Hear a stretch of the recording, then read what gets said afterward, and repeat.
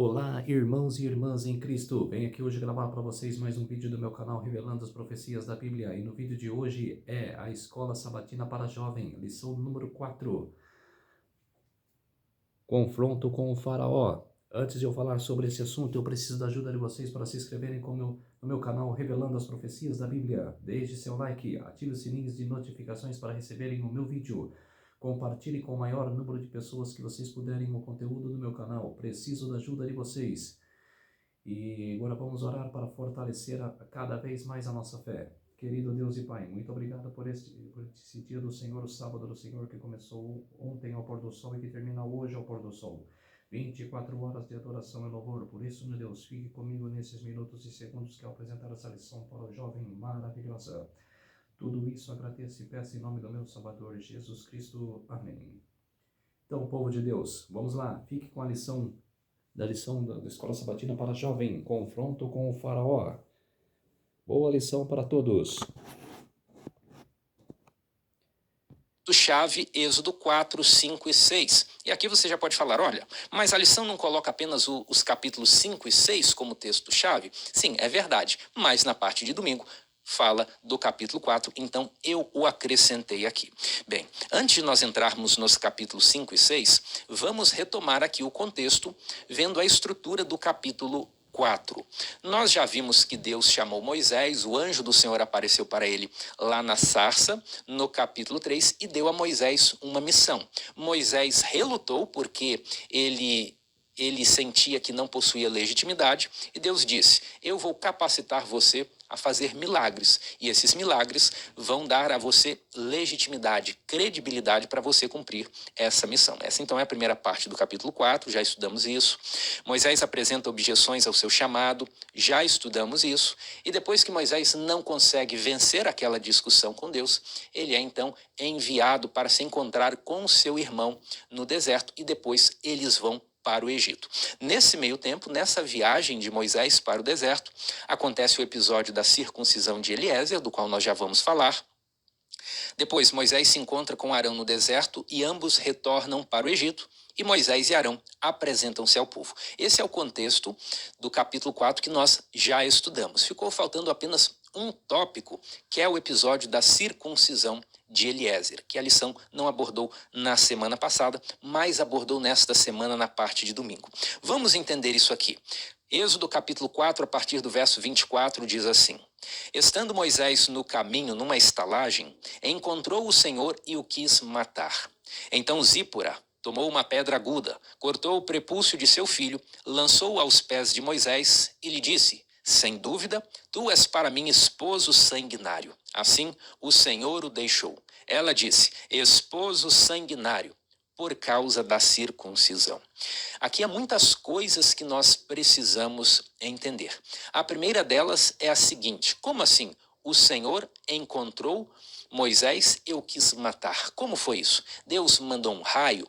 Será que Deus se envolveu numa luta corporal e física, como foi o caso de Jacó? Ou será que irrompeu alguma doença em Moisés, algo assim? Como foi esse o Senhor o quis matar? Para nós entendermos isso, vamos recorrer aqui ao livro Patriarcas e Profetas, que nos dá um grande esclarecimento. É dito o seguinte, em caminho, quando vinha de Midian, Moisés recebeu uma advertência assustadora e terrível a respeito do desagrado do Senhor. Um anjo apareceu-lhe de maneira ameaçadora, como se o fosse imediatamente destruir. Então aqui está respondida a nossa pergunta. Não foi uma doença que irrompeu, não foi uma luta física como aconteceu com Jacó. Um anjo apareceu-lhe de maneira ameaçadora, como se o fosse imediatamente destruir. Explicação alguma se dera. Moisés, porém, lembrou-se de que havia desatendido um dos mandos de Deus, cedendo à persuasão de sua esposa, negligenciara efetuar o rito da circuncisão em seu filho mais moço. Então nós temos que Zípora, a esposa de Moisés, se opôs a circuncidar o filho mais novo. E por que ela teria feito isso? Bem, porque A circuncisão é um ritual sanguinário, né, para usar a mesma expressão que aparece no texto bíblico, causa muita dor, é algo que não é bonito de se ver. Então, o amor de mãe, o cuidado para com o filho, pode ter levado Zípora a se opor a que Moisés o circuncidasse. Mas agora Zípora e Moisés são confrontados com essa falta em obedecer à aliança de Deus. E o texto continua dizendo assim: deixara de satisfazer a condição pela qual seu filho poderia ter direito às bênçãos do concerto de Deus com Israel. E tal negligência por parte do dirigente escolhido de Israel não poderia senão diminuir a força dos preceitos divinos sobre o povo. Guarde essa frase aqui. Se Moisés não tivesse circuncidado seu filho, como ele se apresentaria como líder para o povo de Israel? Nós já vamos voltar a essa ideia. Zípora, temendo que seu marido fosse morto, efetuou ela mesma o rito, e o anjo então permitiu a Moisés que prosseguisse com a jornada. Em sua missão junto a Faraó, deveria Moisés ser colocado em posição de grande perigo. Sua vida unicamente podia preservar-se pela proteção de santos anjos. Enquanto vivesse, porém, na negligência de um dever conhecido, não estaria livre de perigo, pois não poderia estar protegido pelos anjos de Deus. Que texto fantástico! Enquanto Moisés estivesse ignorando um dever conhecido, ele não poderia estar protegido pelos anjos de Deus. E que dever conhecido era esse que Moisés estava negligenciando? Era o dever da circuncisão. A lição diz assim: Deus não podia permitir que Moisés liderasse seu povo enquanto ele negligenciava um dever tão claro. Quando esse dever da circuncisão foi instituído? Foi instituído no episódio da aliança de Deus com Abraão. Isso está lá em Gênesis 17 e diz o seguinte: disse mais Deus a Abraão: guardarás a minha aliança, tu e a tua descendência no decurso de suas gerações. Esta é a minha aliança, que guardareis entre mim e vós e a tua descendência. Todo macho entre vós será circuncidado. Então veja que a aliança de Deus com Abraão possuía um sinal externo e visível, que era a circuncisão. E talvez você pode falar assim: mas eu não sei o que é circuncisão, eu não sei o que é circuncidar, como é que eu posso aprender isso? Bem, nós temos um vídeo aqui no canal explicando nos mínimos detalhes como que é a cirurgia da circuncisão, qual é a simbologia da circuncisão, e eu vou deixar também na descrição para que você possa ver esse conteúdo e se aprofundar nesse tema. Mas de uma maneira bem simplificada, a circuncisão consiste em cortar o prepúcio, uma pele que reveste o pênis. Então, esse era o sinal externo e visível da aliança de Deus com Abraão. O verso 12 diz assim: o que tem 8 dias será circuncidado entre vós, todo macho nas vossas gerações, tanto escravo nascido em casa, como comprado a qualquer estrangeiro que não for da tua estirpe.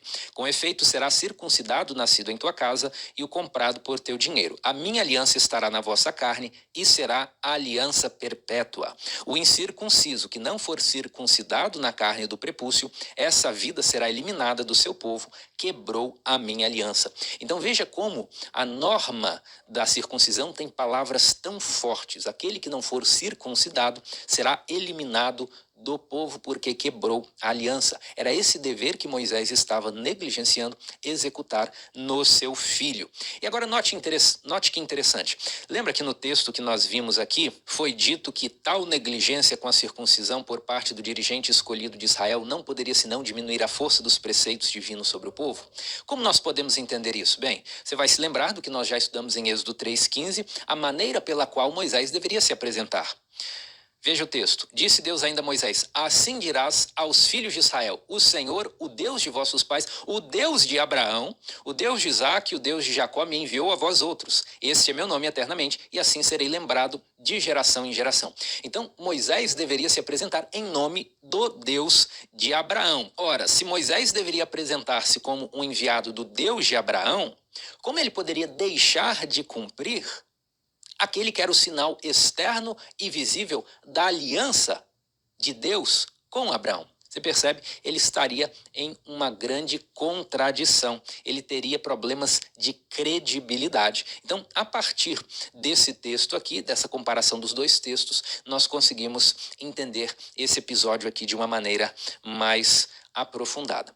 Agora, é relevante nós atentarmos a esse outro texto de Patriarcas e Profetas que vai pegar esse episódio da circuncisão do filho mais novo de Moisés e vai fazer uma aplicação para a nossa geração. Nós que vivemos no fim do tempo do fim. Olha o que o texto diz.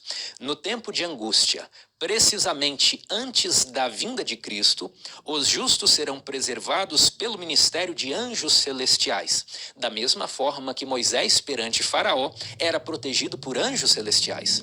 Se não fosse os anjos celestiais, você acha que Faraó não teria mandado matar imediatamente aquele homem maltrapilho cheirando a cabras e ovelhas que foi desafiá-lo no palácio? É claro que sim. Mas por que Faraó não tem poder sobre a vida de Moisés? Porque Moisés estava protegido pelos anjos. Da mesma forma, no tempo de angústia que está à nossa frente, os justos serão preservados pelo ministério de anjos celestiais. Não haverá segurança para o transgressor da lei de Deus. Os anjos não poderão proteger, então, aqueles que estão a desrespeitar um dos preceitos divinos. Meus amigos, e aqui o paralelo é perfeito entre a história de Moisés e a nossa própria história em relação ao futuro. Se Moisés continuasse descumprindo os deveres conhecidos, especificamente o dever da circuncisão, ele não poderia contar com a proteção dos anjos.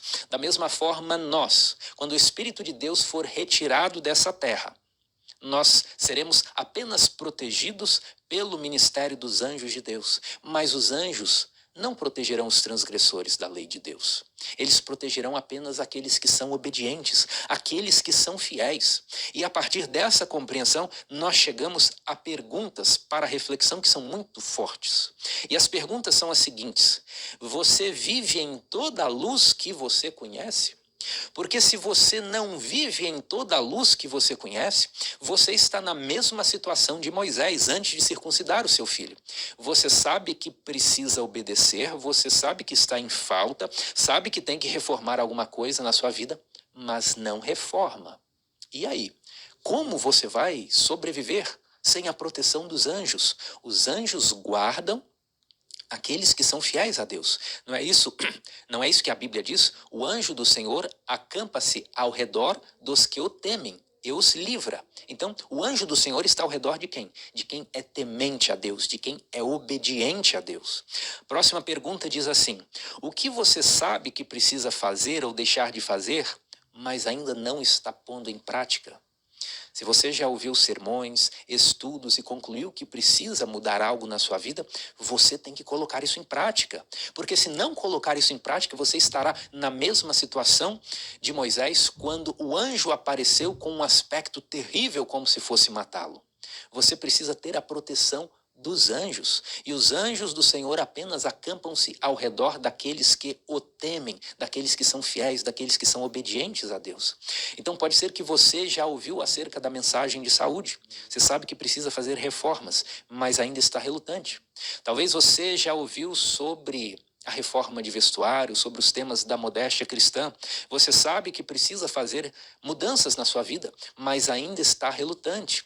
Você sabe que precisa abandonar hábitos que são destrutivos ao seu corpo, à sua mente, ao seu caráter, mas ainda está apegado ao pecado. E a nossa lição já começa muito forte fazendo o seguinte apelo: você precisa fazer ou deixar de fazer aquilo que você sabe que é um dever.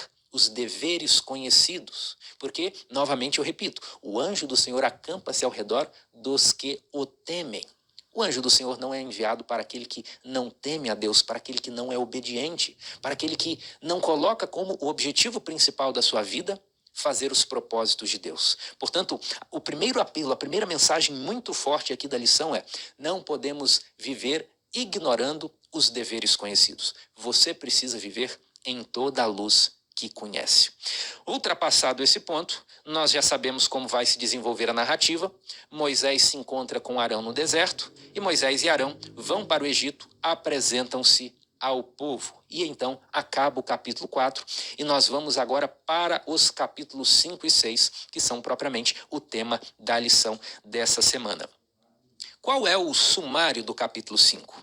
No capítulo 5, Moisés e Arão falam com o faraó: olha, nós viemos aqui para pedir que você liberte este povo hebreu para que eles vão ao deserto oferecer sacrifício a Deus, ao Senhor.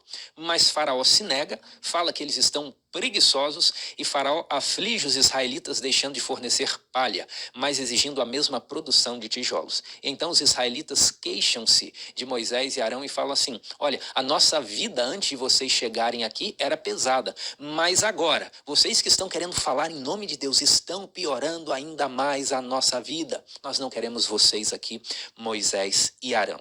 E no capítulo 6, o que nós temos aqui? Deus promete libertar o povo da escravidão do Egito e dar a terra de Canaã como possessão. O capítulo 6 ainda fala das genealogias de Moisés e Arão, e o capítulo 6 termina com Deus ordenando que Moisés fale novamente com Faraó. Esse é o sumário, esses são os tópicos tratados. Agora, nós vamos nos demorar e nos aprofundar em quais assuntos? Nesses aqui, Moisés e Arão falam com Faraó e os israelitas queixam-se de Moisés e Arão. É disso que nós vamos falar. Note aqui que esse ponto das genealogias de Moisés e Arão, que aparece no capítulo 6, nós já abordamos esse assunto lá na lição de número 2, quando nós mostramos essa árvore genealógica aqui, olha.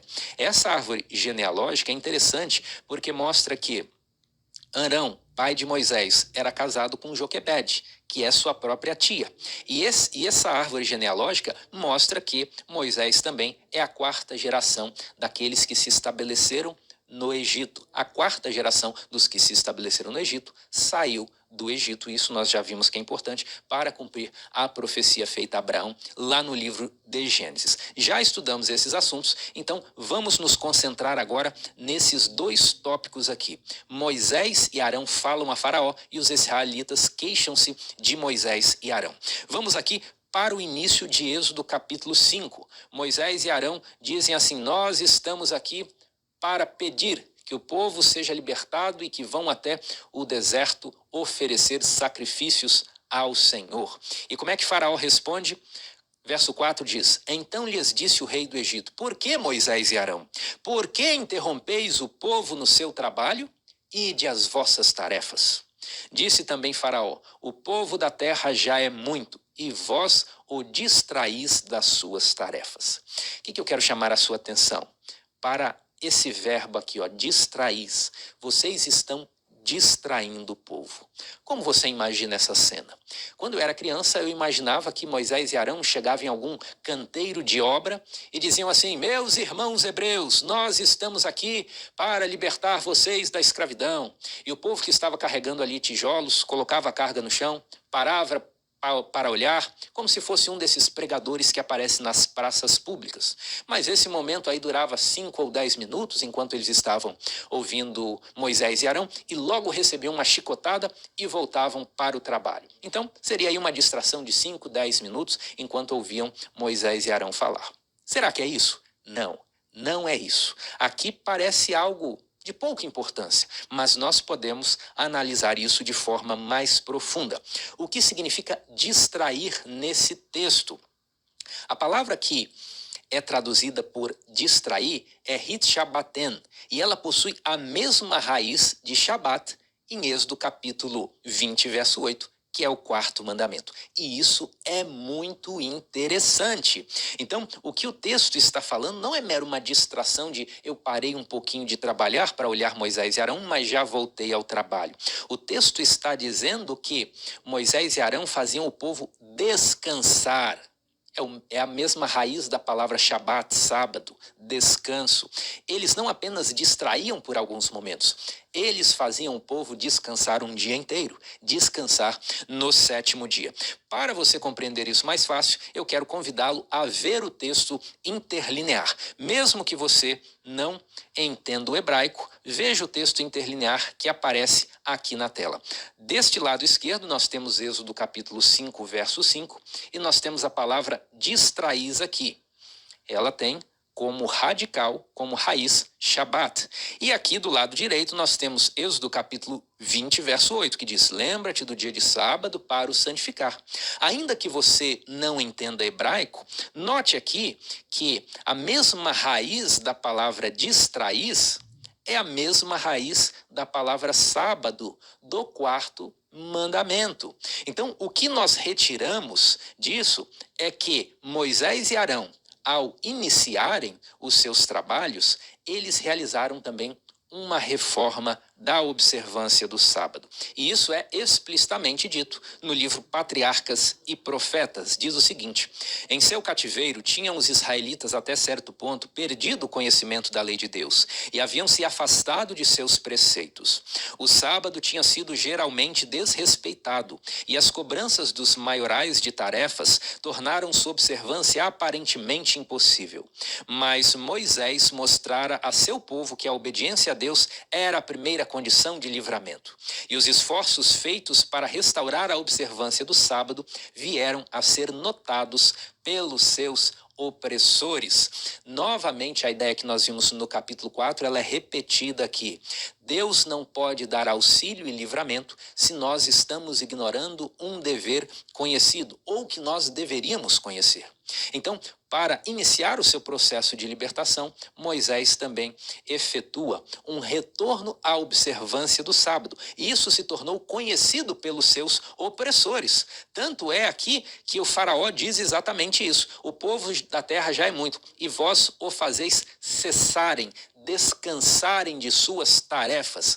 Vocês fazem com que eles shabateiem das suas tarefas, ou seja, façam um descanso sabático das suas tarefas. Isso foi notado por Faraó.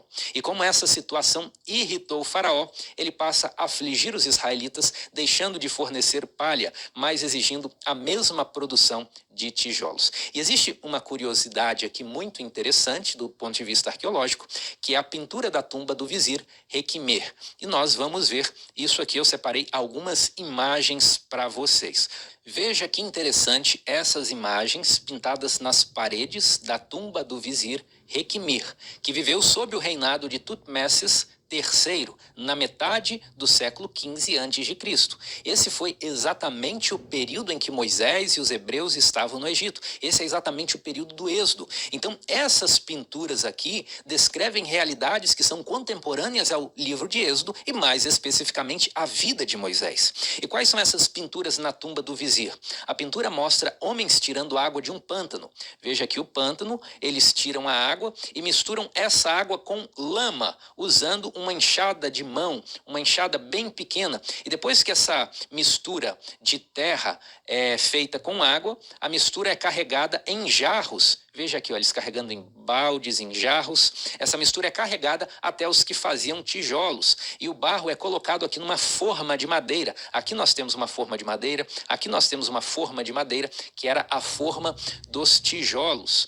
A mistura em jarros era conduzida aos que faziam tijolos, os quais os produziam em moldes de madeira. Então nós temos uma pintura contemporânea aos dias de Moisés, que mostra exatamente a atividade dos hebreus como escravos. E aqui nós temos uma outra foto dessa imagem. Olha, se você vê, a imagem está sendo cortada mais ou menos aqui e ela continua o corte mais ou menos aqui. E quando nós vemos essa imagem da direita, existe um outro elemento aqui, ó, do feitor, do capataz. Ele está com uma vara aqui na mão, observando os escravos trabalharem. Então, essa é uma curiosidade arqueológica que lança luz, que lança uma comprovação sobre o relato bíblico, e isso é muito interessante de nós vermos. Bem, superado este ponto, então nós vamos agora para a parte central da lição, que é justamente este ponto aqui. Os israelitas queixam-se de Moisés e Arão quando o trabalho deles aumenta, quando eles devem fazer tijolos sem receber a palha para misturar no meio do barro. E veja aqui, no livro de Êxodo, capítulo 5, verso 20, a reclamação que é feita. Quando saíram da presença de Faraó, encontraram Moisés e Arão que estavam à espera deles. E lhe disseram: olhe o Senhor para vós outros e vos julgue, porquanto nos fizestes odiosos aos olhos de Faraó e diante dos seus servos, dando-lhes a espada na mão para nos matar. Então essa aqui é uma fala muito agressiva que é dita para Moisés e Arão, que estavam ali na melhor das intenções, que estavam ali mesmo na condição de mártires para libertar os seus irmãos. Mas eles dizem: olha, vocês entregaram a espada para Faraó nos matar. Esse aqui é o principal ponto da lição, esse aqui é o ponto central do estudo da semana, que pode ser resumido numa pergunta: como entender o sofrimento na vida de quem é temente a Deus? Porque Moisés e Arão lá estavam cumprindo a missão de Deus, mas Deus Deus permite que eles sofram rejeição, sofram ódio dos seus compatriotas. Da mesma forma era o povo hebreu. Deus os amava, queria libertá-los, estava no processo de libertação. Mas parece que quanto mais perto da libertação, maior o sofrimento. Como entender, então, o sofrimento na vida de quem é temente a Deus? Esse tema foi abordado na terça-feira e na quinta-feira. Nós vamos aqui começar pela terça-feira. A lição diz algumas frases aqui. Quando Deus apareceu prometendo liberdade, parecia que, na verdade, a vida deles estava se tornando ainda mais difícil. Foi o que nós acabamos de falar. Eles eram escravos, mas passaram a ser ainda mais oprimidos pela ação de Moisés e Arão, que estavam liderando o movimento de libertação.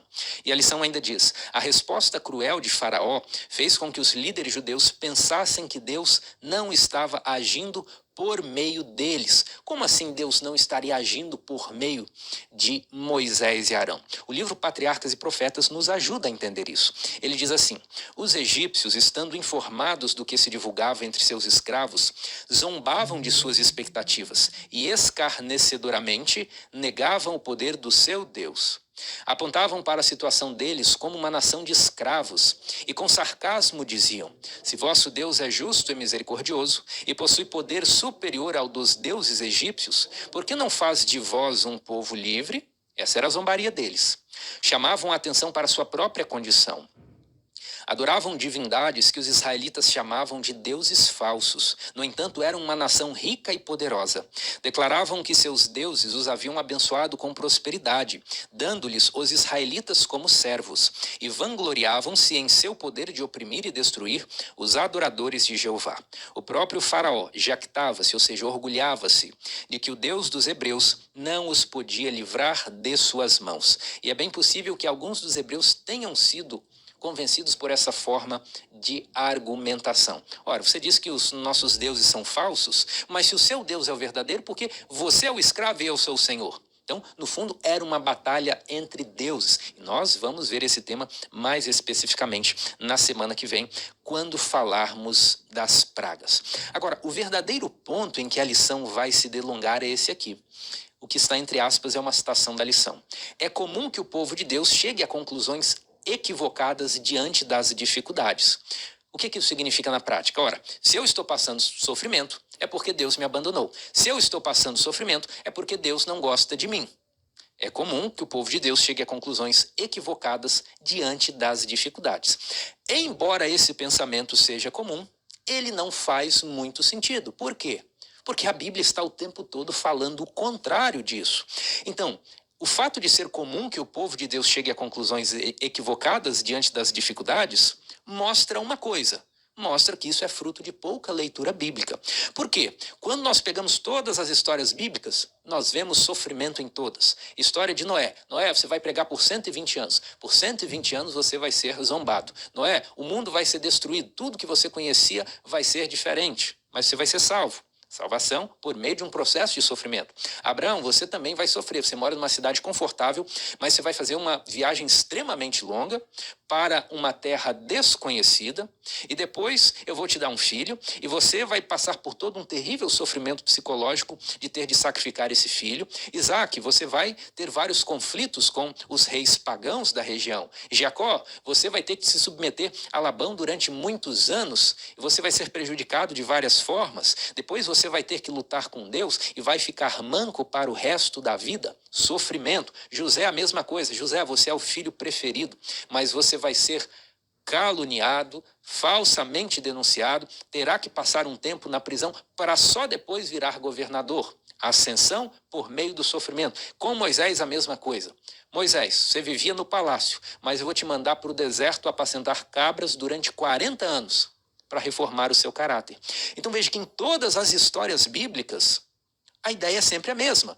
Todos os personagens bíblicos foram submetidos ao sofrimento para aprenderem a confiar em Deus, para adquirirem virtudes, para refinarem o seu caráter. Tanto é que Deus vai usar essa mesma estratégia com o povo de Israel que está saindo do Egito. Eles precisam passar ainda por mais sofrimento para refinarem o caráter. Eu vou ler aqui o texto de Deuteronômio 8, que é um dos meus capítulos preferidos da Bíblia, que ele diz explicitamente essa ideia. Quando o povo acabou a sua peregrinação e está chegando na Terra Prometida, Moisés fala assim: vamos lembrar das dificuldades e dos sofrimentos pelos quais nós passamos? E ele diz assim: recordar-te-ás de todo o caminho pelo qual o Senhor teu Deus te guiou no deserto estes 40 anos, para te humilhar, para te provar. Então, por que Deus faz o povo ficar no deserto? Para humilhar, para provar, para saber o que estava no teu coração, se guardarias ou não os seus mandamentos. Ele, Deus, te humilhou e te deixou ter fome e te sustentou com um maná que tu não conhecias, nem teus pais o conheciam, para te dar a entender que não só de pão viverá o homem, mas de tudo que procede da boca do Senhor viverá o homem. Então, note a teologia do sofrimento estampada aqui. Deus permite o sofrimento na vida de seus servos fiéis, daqueles que são tementes ao seu nome, para ensinar a ele lições que precisam aprender, para que o caráter deles seja refinado. O sofrimento é um refinador de caráter. Então, essa frase aqui da lição é uma frase incômoda. É comum que o povo de Deus chegue a conclusões equivocadas diante das dificuldades. É comum, mas não deveria ser assim, porque a vida de todos os personagens bíblicos é sempre assim: salvação por meio de um processo de sofrimento, refinamento do caráter por meio de um processo de sofrimento. Nós precisamos estar prontos para isso também. E é exatamente esse o enfoque que a lição vai dar na parte de quinta-feira. Na parte de quinta-feira, a lição vai propor um paralelo entre Moisés e Jesus. Já vimos em estudos passados que é perigoso nós estudarmos a Bíblia querendo fazer muitos paralelos. Mas é possível fazer um paralelo entre Moisés e Jesus? Sim, é possível. Por quê? Porque a própria Bíblia determina que seja assim. Se nós formos a Deuteronômio 18, verso 15, lá Moisés faz uma profecia. E nessa profecia ele diz o seguinte: o Senhor teu Deus te suscitará um profeta do meio de ti, de teus irmãos, profeta semelhante a mim. A ele ouvirás.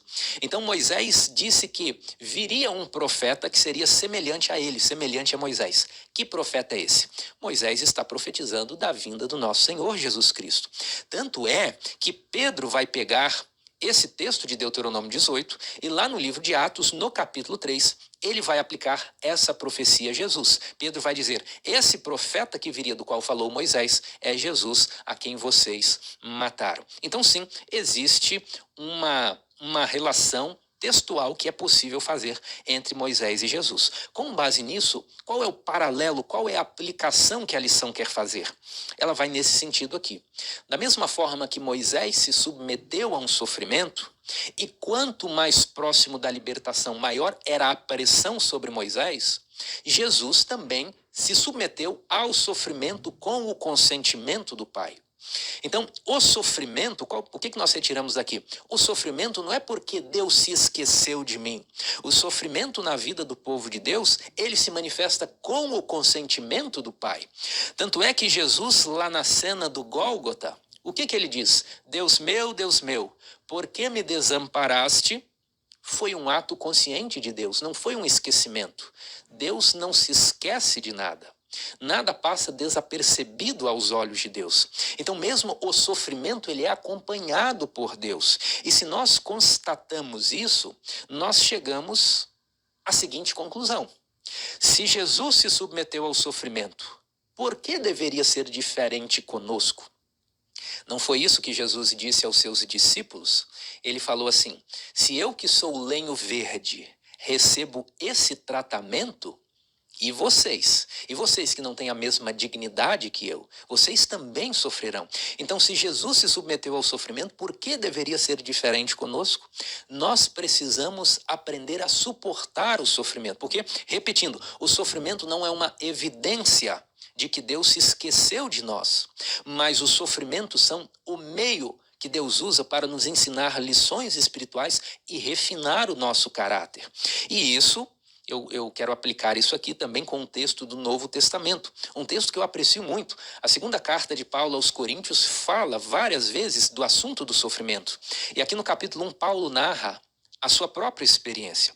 Segundo Coríntios capítulo 1, versos 8 a 10, ele diz assim: porque não queremos, irmãos, que ignoreis a natureza da tribulação que nos sobreveio na Ásia, porquanto foi acima das nossas forças, a ponto de desesperarmos até da própria vida. Agora, depois de narrar que foi terrível a tribulação pela qual eles passaram, ele dá a explicação, e essa explicação aqui é grandiosa. Verso 9 diz: contudo, já em nós mesmos tivemos a sentença de morte. Para quê? Para que Deus permite que seus servos fiéis sejam oprimidos praticamente até a morte, ou mesmo que enfrente a morte? Para quê? Para que não confiemos em nós, e sim no Deus que ressuscita os mortos, o qual nos livrou e livrará de tão grande morte, em quem temos esperado que ainda continuará a livrar-nos. Esse texto aqui é a cereja do bolo na teologia do sofrimento. Deus permite o sofrimento para quebrar o nosso orgulho, para quebrar a nossa prepotência, para quebrar aquela sensação de que eu resolvo, de que eu conquisto, de que eu faço tudo o que preciso fazer. Esse é um traço de caráter que precisa ser alterado. E ele é alterado quando nós nos confrontamos com um sofrimento que está além das nossas forças. E quando vemos que as nossas forças são insuficientes, então nós nos voltamos para Deus. E ouvimos de Jesus: a minha graça te basta, porque o meu poder se aperfeiçoa na fraqueza. É a essa conclusão que Deus quer nos levar quando permite o sofrimento em nossa vida. Foi assim no Egito e é também assim agora, no século 21, na minha e na sua vida. Tanto é que o livro de Êxodo enfatiza várias vezes que a libertação do povo seria pela mão forte e pelo braço estendido do Senhor dos Exércitos. Não seria pela habilidade militar de Moisés. Não, a força humana nada faz. O foco estava no poder de Deus, em como ele faz o que quer e liberta a quem quer. Essa mesma lição que os hebreus precisavam aprender, nós também precisamos aprender. Precisamos aprender a não confiarmos em nós mesmos, e sim no Deus que ressuscita os mortos. Portanto, quando você enfrentar o sofrimento, não se revolte contra Deus. Não pense: Deus não gosta de mim, Deus me esqueceu. Não, o Senhor corrige e repreende a quem ama. Assim como um pai zeloso corrige seu filho, submetendo a alguma situação de frustração e de sofrimento. Se você está enfrentando o sofrimento, saiba que você está nos mecanismos que Deus designou para o aperfeiçoamento do seu caráter. Portanto, retire de toda situação de sofrimento um motivo de alegria, um motivo de louvor, e se pergunte a Deus: Senhor, o que o Senhor quer me ensinar com essa provação? O que o Senhor quer me ensinar com essa tribulação?